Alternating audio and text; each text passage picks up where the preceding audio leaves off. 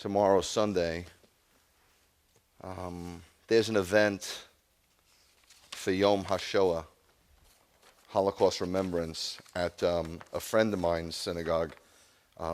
We have 125, we have our own synagogues all over the world, but that's just birthed out of Beth Yeshua. But Beth Yeshua is part of a very strong covered organism. And the MJAA and the IAMCS, where I received my ordination, has 125 synagogues around the world. And one is in Atlanta, Beth Hallel. And the nurse for Corey Ten Boom is going to be speaking at 4 o'clock tomorrow. It's in Roswell, Beth Hallel. I recommend you go. I mean, the reason why there's not too many more Holocaust, I call them heroes, not survivors. But there's not too many Holocaust heroes is because they're all dying. There's not too many left. So by now you realize, I don't, you know, the rabbis talked a lot about Yom HaShoah, and they say if you think about it all the time, it will bury you. If you don't think about it at all, it's just a shame. So many victims. Every year I struggle about it. I know there's other events going on in Atlanta, so I don't have an event because I just don't feel it's eventful. It's very hard for me. When I first was told about the Holocaust, not by my parents, but by in Hebrew school at my Orthodox synagogue where I grew up, and I saw a couple of pictures, I could not believe anybody could do something like that. I just, you know, my mother was a sweet person. She never hit us, and she just didn't know how to be mean. She wasn't evil or mean. And my dad was always such a protector of not just us, but his whole family and people in general. I can remember in the projects when somebody screamed, he was the first one to take off and help. And so I could not understand being around two people that were so protective and so unoffensive, how anybody could do something so diabolical. Until I started to study it, did I realize it's the, nth degree of evil. Just diabolical. A person that could even think those things is working under the spirit of the Antichrist. And this is what it was all about, the spirit of the Antichrist. There's been many types of Antichrist. Haman was a type of Antichrist. Pharaoh was a type of Antichrist. Antiochus Epiphanes was a type of Antichrist. Obviously, Adolf Hitler was a type of Antichrist. And the real one is coming. So you could just imagine these types were nothing like the real one. So every year when I come to this, I feel I just don't want to really do anything. But it's not something, you either have to do something or you don't do anything. Like I just couldn't mention, I just couldn't say, well, tomorrow's Yom HaShoah. It's not like it's Arbor Day, or one of the feasts of the Lord. It's deplorable. And there's still people denying it. And there's still there's more of a spirit of anti-Semitism in the world now than there was in 1939. You don't know about it because you're in Middle Georgia and you don't get out. But in France, my friend has a synagogue, and you're taking your life in your hands as a Jew. They're beating them up left and right. Even, I know a lady whose son was killed.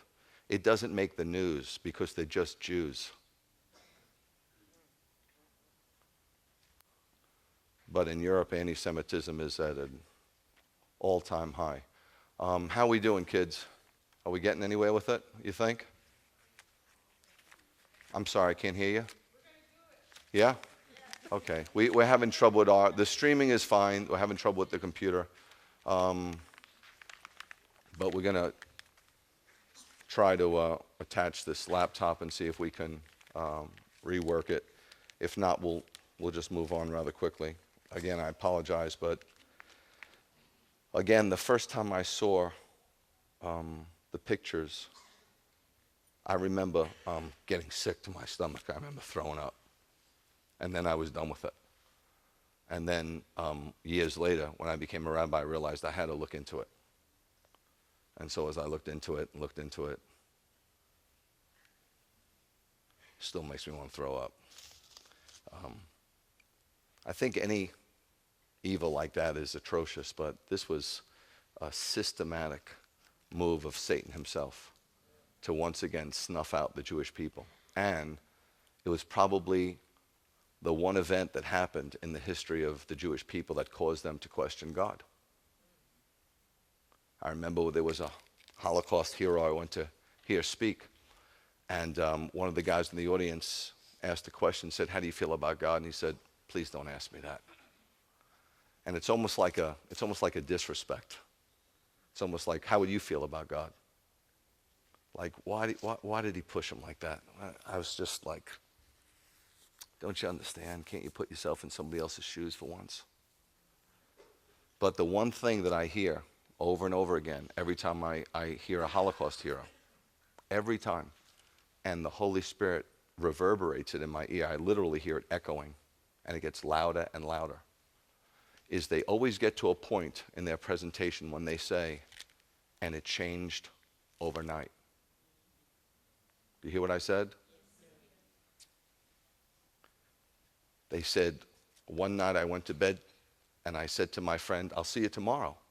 And he said, in the morning, he said, "I can't play with you today. You're a Jew." Overnight. And it's going to happen again. And this is identical. Will my people go to Israel? No. 2/3 won't make it, according to Zechariah.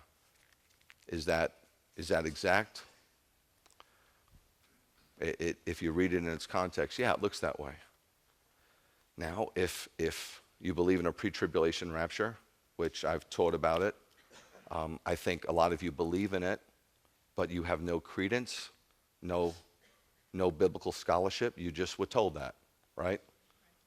You were told that. In reality, the theory came about in 1852 by a guy, John Nelson Darby, who was in England, and England actually kicked him out for the theory because it was never preached by Yeshua.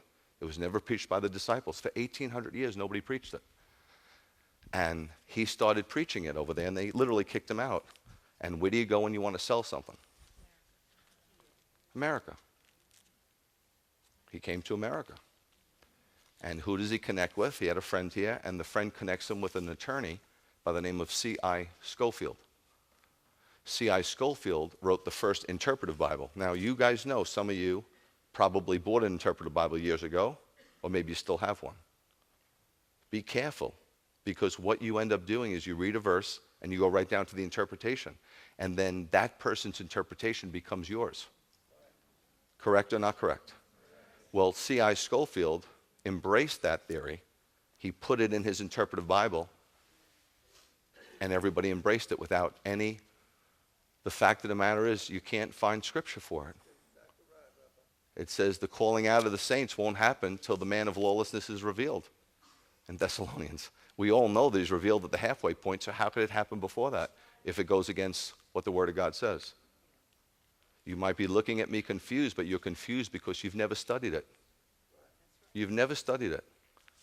I had a guy with a double doctorate. He was the head of the Baptist convention in Australia, and I was sitting with him in a pub, and he said to me, "Are you telling me that if my wife was in a burning building and I had the chance to save her, I wouldn't?"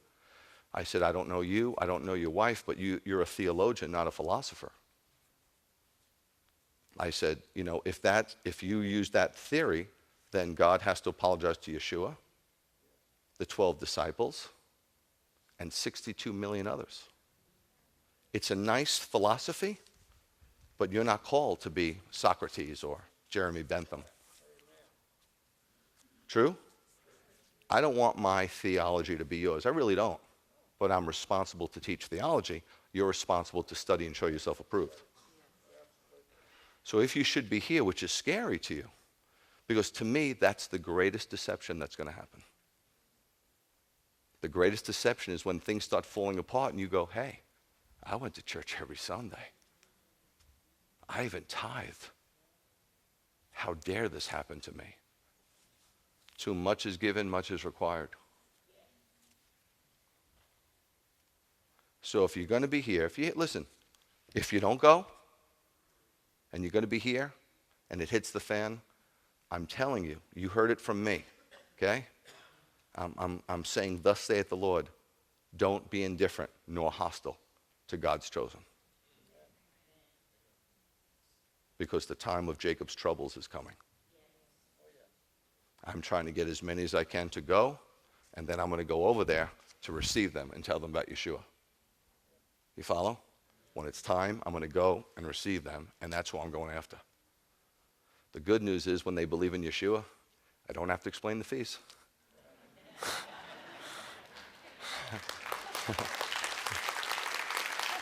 And I'll never, ever, ever have to ask again in a restaurant in Jerusalem, do you put pork in those string beans?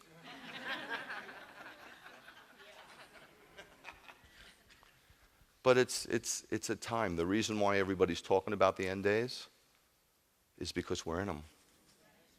Daniel promised that knowledge would increase, not technological knowledge, because technological knowledge has always been increasing. No. If you look it up in the Hebrew, it means that people in the end days would be talking about the end days. Now, 70s and the 80s, nobody talked about it. And the few that did, they were on the outskirts of the main line. You're crazy, right? Now everybody's talking about it. In fact, Hollywood's talking about it. Look at how many apocalyptic movies are coming out. Secular people are saying, what's going on? There's too much instability. There's so much fear and anxiety in the body and outside the body. So, this is my take. I've never wanted my take to be your take, but I'm responsible to give you a take. Just hopefully that your take is got some scholarship, got some study, got some Hebrew and Greek, got some old and new connected. That's all I can say. My feeling is you can't go wrong with preparing for the worst, can you? Yeshua said, be prepared. What's there to be prepared about? How are we doing with it? We're ready?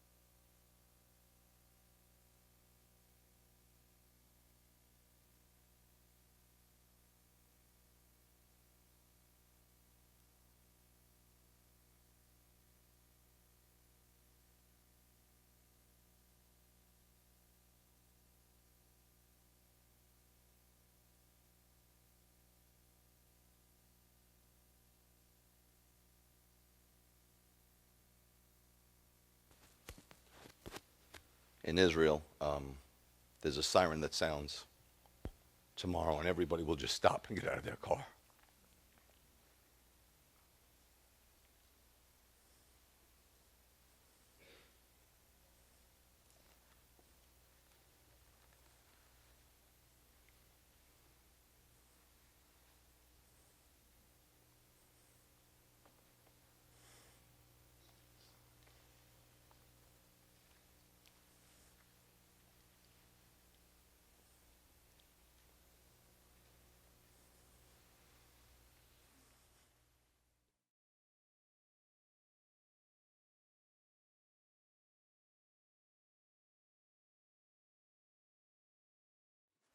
My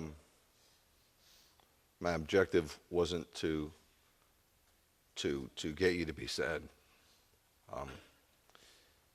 I think about this a lot.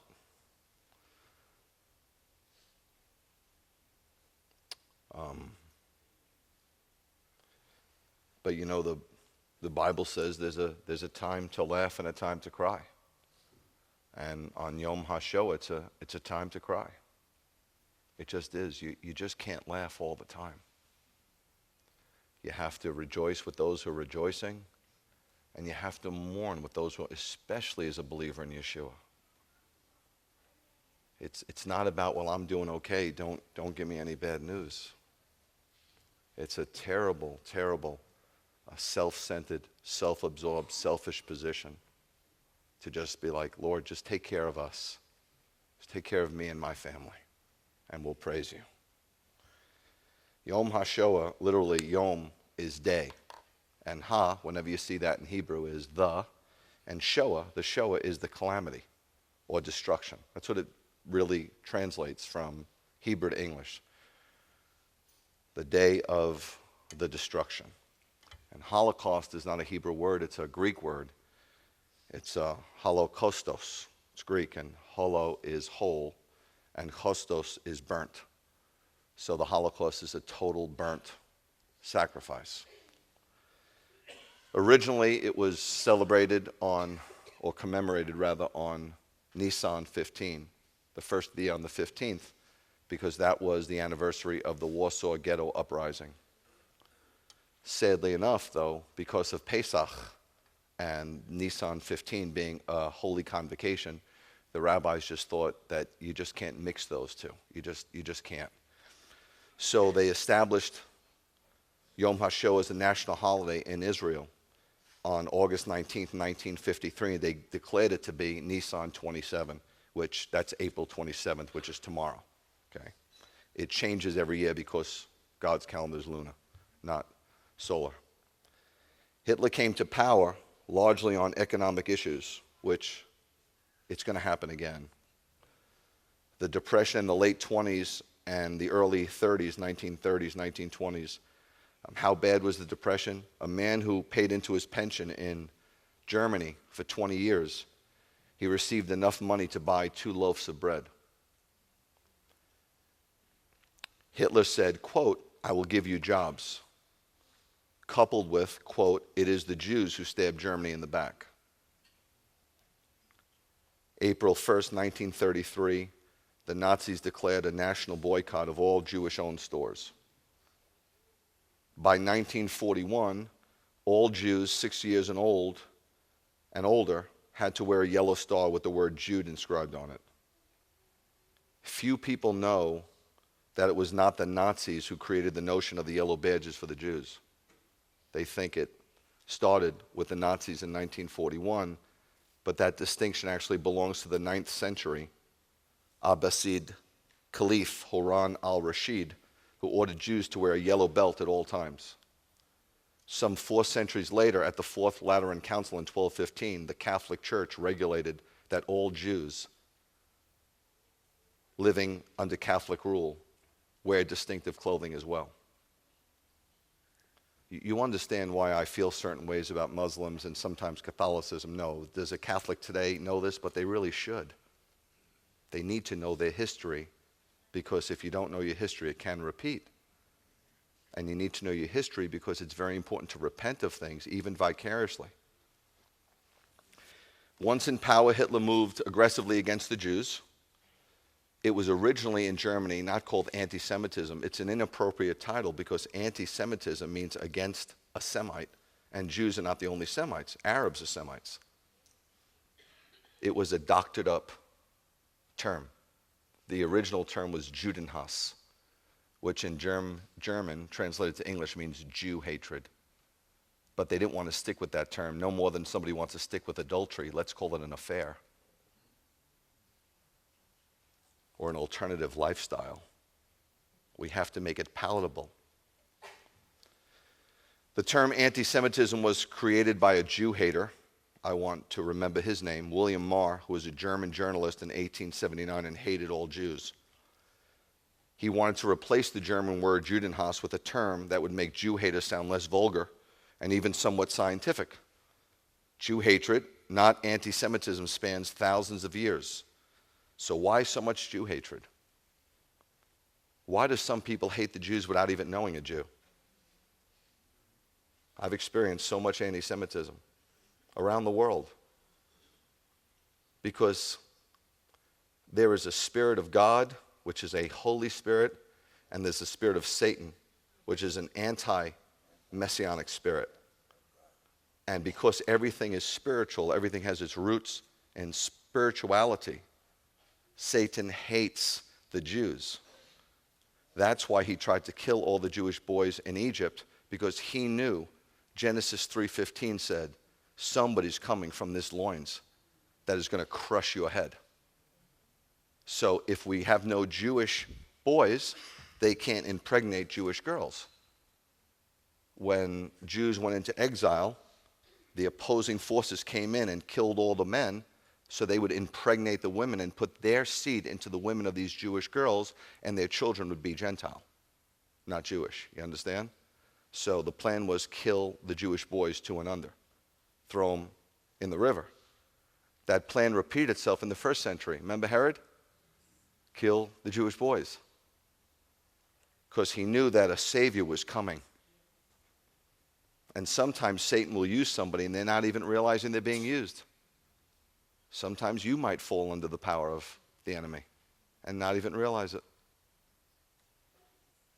So that's why there'd be so much Jew hatred, because salvation is of the Jews. Period. Your salvation is a Jewish salvation. No Jews, no tribe of Judah. No tribe of Judah, no line of Judah. No line of Judah, you're dead in your trespasses. Do you owe them? Oh, so much. So much. Hitler's explanation to one-time compatriot Hermann Rausching, quote, it was the Jews who brought their tyrannical God and his life-defying and denying 10 commandments with their myriad prohibitions. So do you understand what he was doing? Let me repeat the sentence. Quote, this is what Hitler said, it was the Jews who brought their tyrannical God. The Jews brought God to the world. The world didn't know God. They clearly didn't know the God of Abraham, Isaac, and Jacob. They brought monotheism to the world. Do you ever see where Israel's located? It's at the crossroads of every trade route. Because as the people would cross, God was saying, I'm showcasing you. I'm showcasing you off to the world because this is how I want you. What do you mean you only have one wife?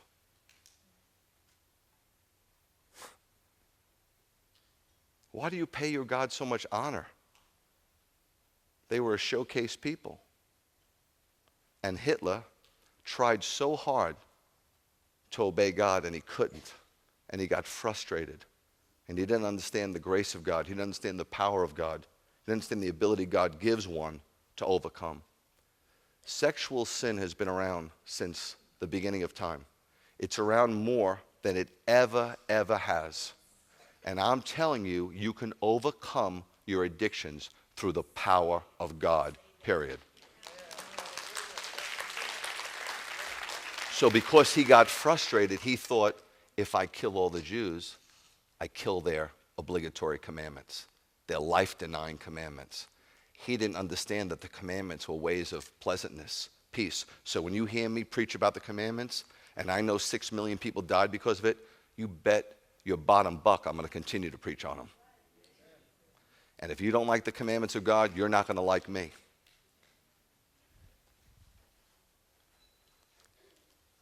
Only if he murdered every Jew in the world, he concluded. This was his thinking. A lot of people don't understand. They have these stories. I don't know where they get them from. Probably the same place they get their theology. Only if he murdered every Jew in the world, he concluded, could he hope to utterly destroy fully the Jewish idea of one God and one moral standard. You follow? That's what the Jews brought to the world. One God and one moral standard. In Hitler's view, Jews maintained their quote-unquote Jewish ideas, even when they converted to Christianity. That's why he went after Christians too. In this, Hitler differed, therefore, from almost all anti-Semites who preceded him. He saw Christianity as a thinly disguised Jewish creation that was intended to subvert Germany's Aryan rules. Can you imagine? This guy's filled with the spirit of the Antichrist, and he gets that when a Jew becomes messianic, they're still a Jew. How did he get it and Christians don't? How did he understand that you can have Judaism without Christianity, but it is impossible to have Christianity without Judaism?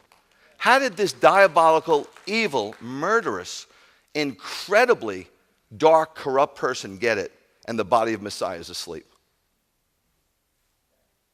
Golly jeepers. It's mind-boggling. In retrospect, it appears that anti-Semitism was the dominant passion of Hitler's life. In his final message to the German people delivered the day before he committed suicide, he appealed to them to carry on, quote, this is a quote, on a merciless resistance against the world poisoner of all nations, international Jewry. The Nazi mass murder of the Jews did not begin with the concentration camps and gas chambers. It began June 21st, 1941. And by the way, if you'll check your records, it was reported in the New York Times. I have 10 articles on microfiche that were reported in the New York Times. We knew, and we did nothing. It began June 21st, 1941, when Germans invaded Russia's special army forces with Einsatzgruppen.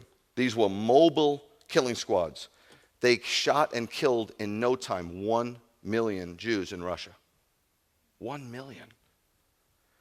Sadly enough, they were made up of highly educated men. Of the 24 leaders tried as war criminals after World War II from these mobile killing squads, there was 24 leaders. Well over half had graduate degrees. 9 were lawyers, while the other professionals included an architect, 2 economists, a professor, a banker, a dentist, and a priest. There were many priests in many a Catholic church who smelled the flesh and did nothing. So much for being highly educated. The most horrible Einsatzgruppen massacre was carried out in the Ukrainian city of Baba Yar during Rosh Hashanah, no less. In 1941, over 33,000 Jews were rounded up and murdered in 2 days. They didn't have weapons of mass destruction, the killing that went on.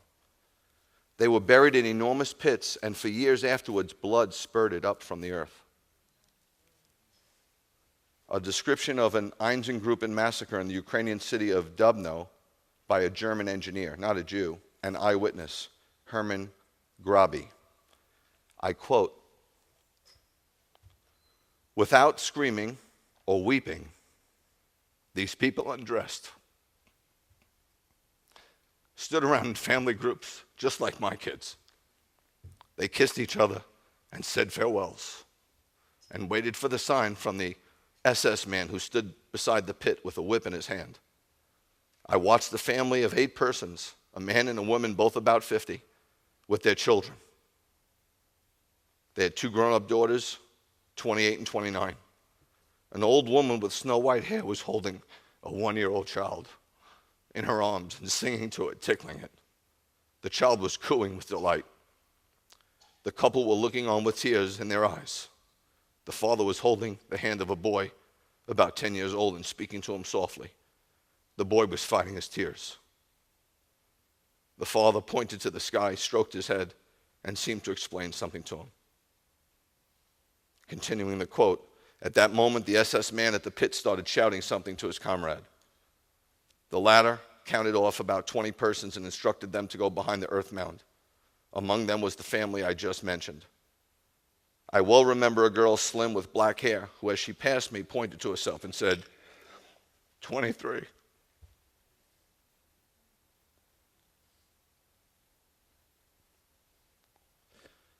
I walked around the mound and stood in front of a tremendous grave. People were closely wedged together and lying on top of each other so that only their heads were visible. Nearly all had blood running over their shoulders from their heads.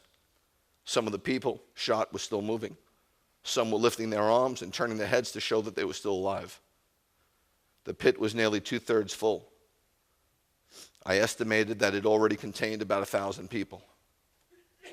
I looked at the man who did the shooting. He was an SS man who sat at the narrow end of the pit, his feet dangling into the pit. He had a Tommy gun on his knees and was smoking a cigarette. The people, completely naked, went down some steps which were cut into the clay wall of the pit and clambered over the heads of the people lying there to the place to which the SS man directed them. Some caressed those who were still alive and spoke in low voices. I cited this from Robert Paine's book, The Life and Death of Adolf Hitler, pages 472 to 473. Adolf Eichmann, the chief administrator of Hitler's final solution, said, quote, "I will go to the grave happy that I murdered 6 million Jews." With that being said, I want to make sure that we don't forget to remember the Holocaust. We must also remember to not forget the Hosidi Umot Ha'olam, the righteous members of the nations of the world. Yad Vashem, the Holocaust Museum, which means names and hands, documents their story, Gentiles who protected the Jews, and brings them to Jerusalem where they are invited to plant a tree in a special grove called the Avenue of the Righteous. For you that's coming to Israel, we'll go there. Therefore, let us not forget people like Pastor André Trachme of France, who saved 5,000 Jews from 1941 to 1944. Let's not forget Raoul Wallenberg, who is credited with 20,000 Jews saved from Sweden. Or people like Corrie ten Boom, or Oskar Schindler, or Dietrich Bonhoeffer, who was hanged at the age of 39 by the Gestapo at Flossenburg. If you saw Schindler's List and you know anything about Oskar Schindler, he was a very greedy, womanizing, adulterous money mongrel and an absolute profiteer of slave labor.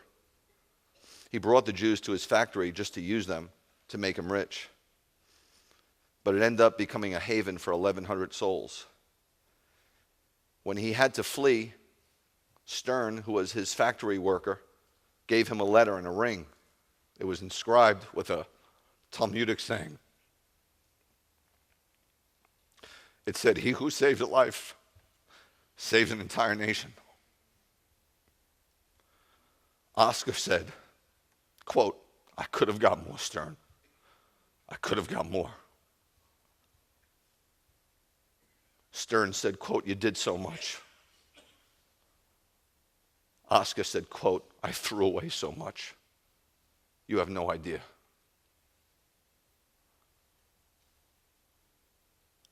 Stern said, quote, "You did enough." Oscar said, quote, "I didn't. This car, 10 people, 10 more people. This pin, 2 more, at least 1. You get the message? We so live for ourselves. I have preached unity and preached harmony and preached and preached and preached till I can't preach no more. We've done the best we can here with what we have, but still, America Christianity is totally self-centered and self-absorbed. It's going to change, and you're going to need each other. No event in the last 2,000 years of Jewish history has shaken the faith of so many people as the Holocaust. As Elie Wiesel said, quote, "Not all victims were Jews, but all Jews were victims." Guys, the bottom line is this. If you're a lover of God, you know, I have a couple of things in my office. Anytime you want to come and see them, you can. But they're very sacred. Maybe about 6 or 7 very sacred items in there. One is a piece of rock from the crematorium in Poland, where many of my people were burned. And the other is a plaque that has an inscription that was inscribed by somebody who was murdered in the Holocaust, a Jew. He inscribed it with his fingernail in the wall. And this is what it says: "I believe in the sun, even when it's not shining. I believe in love, even when I feel it not. And I believe in God, even when he is silent." You saw the pictures. How does somebody live through that and still believe in God? What's your excuse? Tell me about your Holocaust. Tell me about your hardship. Car broke down, now you only have one.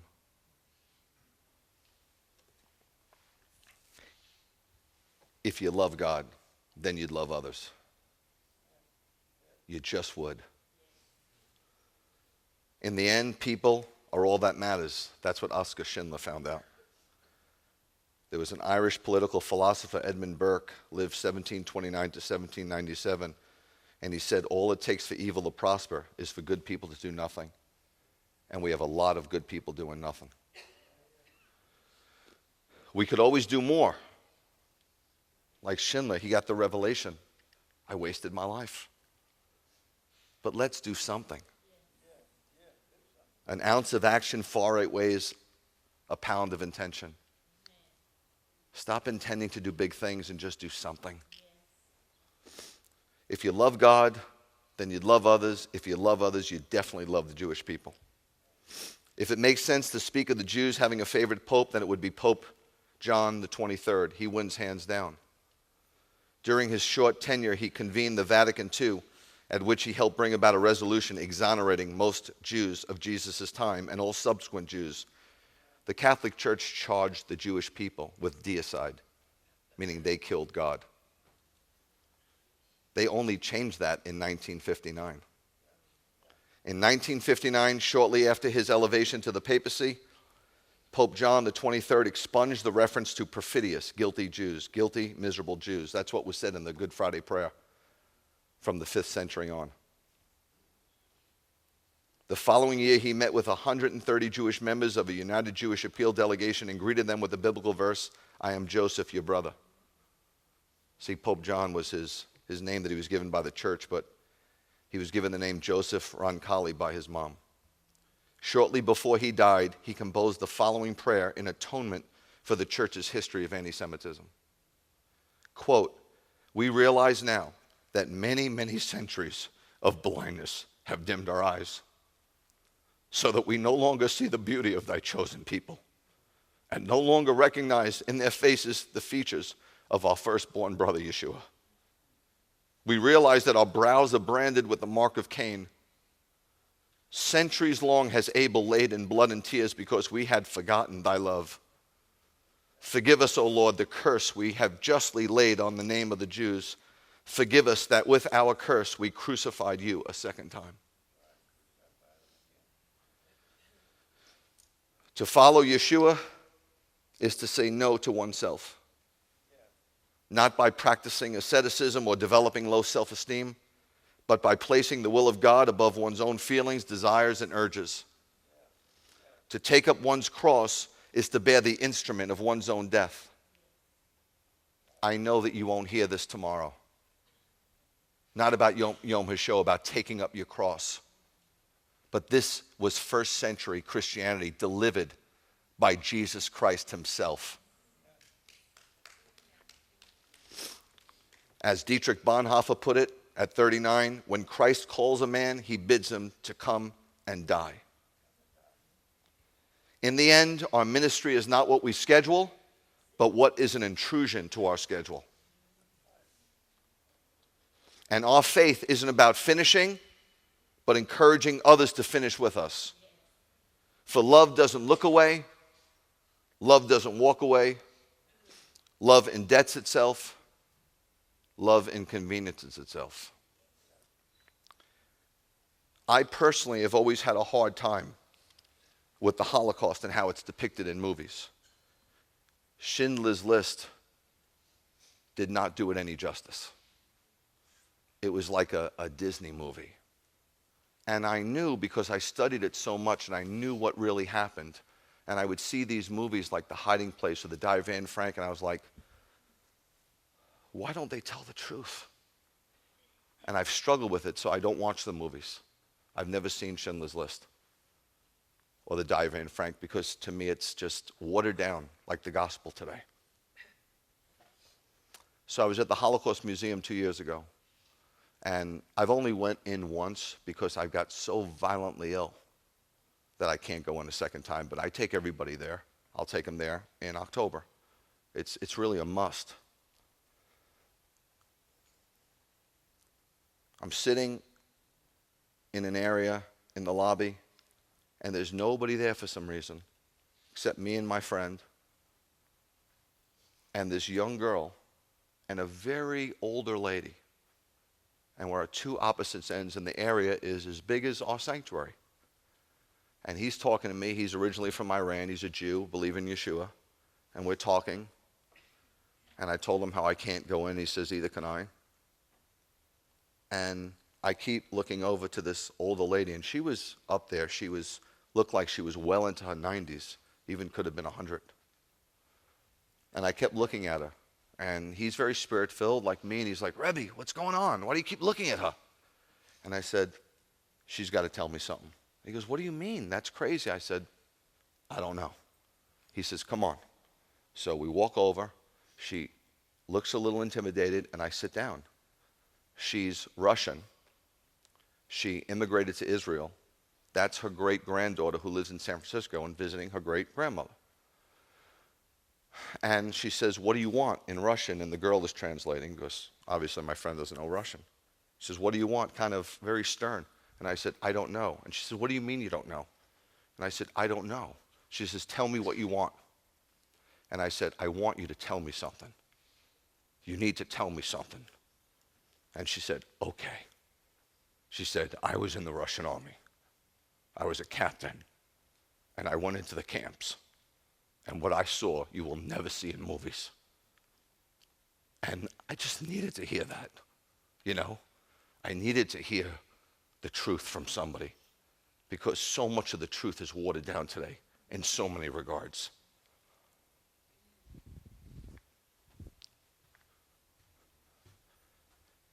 All over the world, they'll light 6 candles in honor of the 6 million. But what ritual can adequately convey the systematic murder of over 1.5 million children? Surely not 6 candles. So I'll read to you a poem by Barbara Sonic. We played, we laughed, we were loved. We were ripped from the arms of our parents and thrown into the fire. We were nothing more than children. We had a future. We were going to be lawyers, rabbis, wives, teachers, mothers. We had dreams. Then we had no hope. We were taken away in the dead of the night like cattle in cars. No air to breathe, smothering, crying, starving, dying. Separated from the world to be no more. From the ashes, hear our plea. This atrocity to mankind cannot happen again. Remember us, for we were the children whose dreams and lives were stolen away.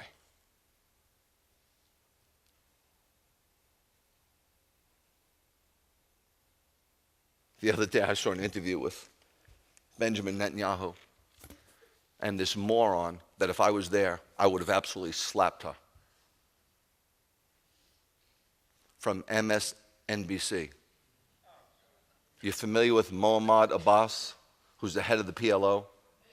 The PLO's covenant says it is our role to exterminate all Jews. They are no more, please don't read, okay? Read, for God's sakes. Don't you be fooled like the other idiots out there. When do you know the Palestinian Liberation Organization, Yasser Arafat, being a friend to the Jews? Do you know your history? And he makes a covenant with Hamas. Hamas, in their covenant, says we have to annihilate Israel and exterminate all the Jewish people. He's trying to make peace with Israel as he makes this covenant with Hamas. And she says, is there any way you could make a covenant of peace with Hamas and the PLO? How do you make a covenant with somebody who's controlled by the evil one? Tell me how you do that. Tell me the logic to sit down with somebody. How do you get somebody saved until they see the disgust of their sin? How deplorable and how disgusting it is, even to embarrass somebody, even to be selfish, till they cry out to God. and say, God, please deliver me from this darkness in my heart. We think in the church we're so holy and the people out there are unholy. That's why they don't come. We've got plenty of unholy people right here.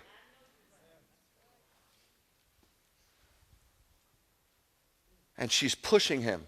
And he finally says, I don't know how he kept his cool.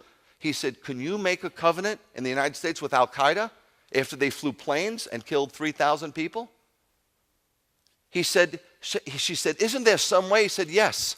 If they change the covenant and stop killing our people and stop blowing them up, yes, we can make a covenant with them. That's why I'm sitting at the table, to make peace. But there is no peace till the Muslim people get the King of Peace in their heart. Allah is not a false God. It's Satan himself. Understand. And any true Muslim says if you're a Christian, you're an infidel, which means you can either submit to Allah, or die. That's your choice. Sounds like a normal group? I taught on this. You're allowed to lie in the religion to foster. You're allowed to foster Islam. You can lie. So when you got the neighbor and they're being nice, you don't understand. And if they truly don't believe in the Quran and what it says, they're a lukewarm Muslim, no more difference than a lukewarm Christian. They're not legitimate.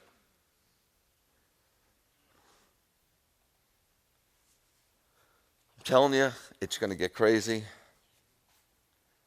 I'm not really afraid, but I'm telling you, I'm going to protect them. I'm going to protect them.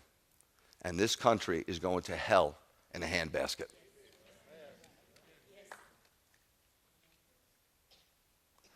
And you're going to be part of a goat nation. But just because you're part of a goat nation, it doesn't mean you have to be a goat.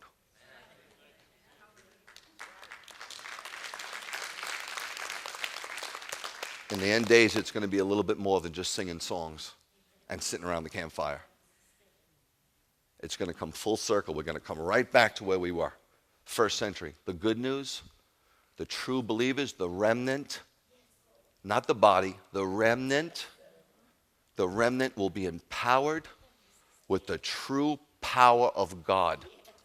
The true power of God. You've been wondering where it is? It's still there. You don't see much of it, do you? When's the last time you went to church and saw somebody raised from the dead? Did it go away? It's coming, but it's going to come to the true remnant. And it's going to come through testing and suffering. But the true remnant is going to be willing to receive the power of God to promote the glory of God. We have a form of religion, but we've denied its power. No more. Ritual is going to turn into revival.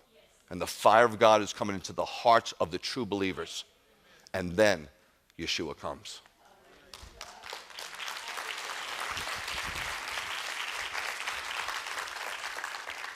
You should know that there were many Christians, millions of Christians killed in the Holocaust, 500,000 gypsies, 100,000 mentally challenged people, even 5,000 Jehovah's Witnesses. It wasn't just Jews.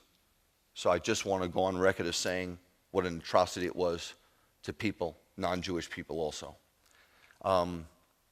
We do this once a year, guys.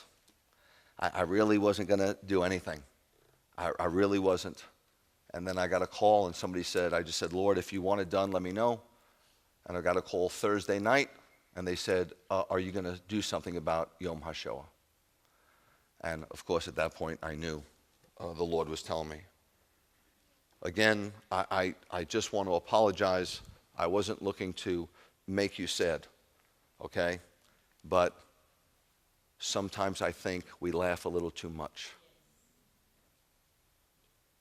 There was a time 2,000 years ago where the body of Messiah was birthed in an upper room with men agonizing, men tormented and vexed, crying out for souls, crying, and they received the power of God, the true power of God, where prison cells were opened up, where they said, silver or gold I don't have, but what I do have. And they walked. Not talked it, walked it. Because they received the power, because they were men and women who agonized. It was born in an upper room with men agonizing. And you know what we have today? A bunch of men in the supper room organizing. Another program. How can we market it? Let's do church modeling. Hey, that church in California, that cool place in Minnesota, let's copy what they do, and then we'll get the same people they got. Guys, don't get fooled. You got to know what's authentic to know what's counterfeit. You got to know. It's got to come back to a place where we agonize and get out of ourselves. You know? And this is my hope and my vision for Beth Yeshua. That we be the house of Yeshua. And we'll come together and stop the little petty differences, and stop the nonsense, and stop the factions, and overlook some personality issues, because you're no bargain to live with either. And we'll lock arms for the greater good. There is nobody in this place that is sin-free. There is nobody in this place that doesn't need a flesh fire. And there is nobody in this place that has a perfect theology. Every single solitary soul in this place sees dimly. So stop trying to find somebody exactly like you.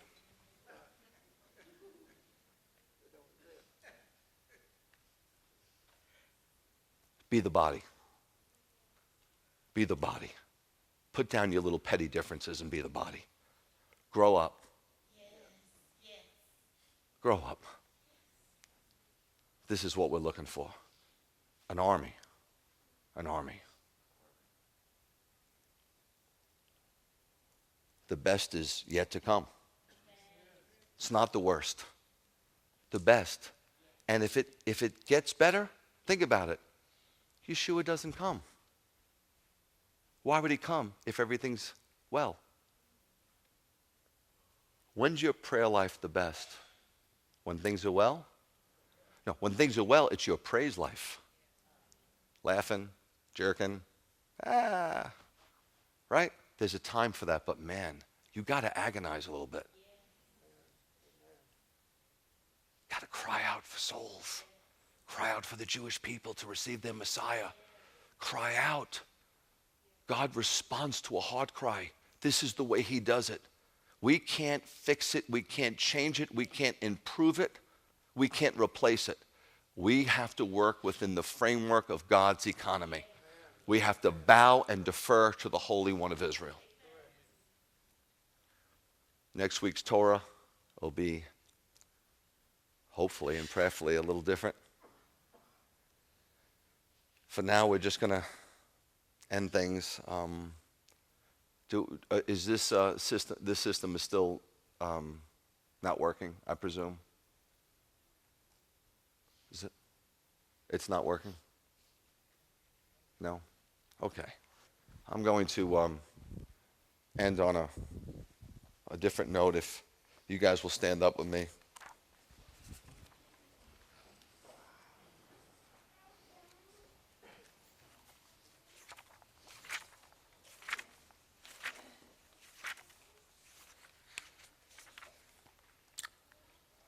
Master of the universe, who reigned before any form was created. When creation came about by his will, then as king was his name proclaimed to be. And after all has ceased to be, he alone will reign in awesomeness. And he was, and he is, and shall be in splendor. And he is the first, and there is no second to compare to him, to be his equal. Without beginning and without end, his is the power and dominion. And he is my God, my living Redeemer, and the rock of my pain in times of trouble. And he is my banner and a refuge for me, the portion of my cup in the day I call. In his hands I entrust my spirit, in the time I sleep or am awake. And with my spirit, my body, the Lord is with me. I shall not fear. Guys, just bear with me today. Just understand where I'm coming from and what I'm experiencing. I had family too in Germany. Just I'm asking you to give me a little grace, okay? I appreciate you. I love you. Sadly enough, this is near and dear to my heart. I'll get over it someday, and we'll move on. Now may the Lord bless you and keep you. May the Lord make his face shine upon you, be gracious unto you. And may the Lord lift up his very countenance upon you and give you what the world could never give you, his peace. In the name of the Prince of all peace, Yeshua, the Sar Shalom. Yivarecha Adonai v'yishmerecha. Yo'eh Adonai ponov elecha v'hunecha. Yisa Adonai ponov elecha v'yasem lecha shalom. Truly, God bless you. Have a good weekend. Shabbat shalom.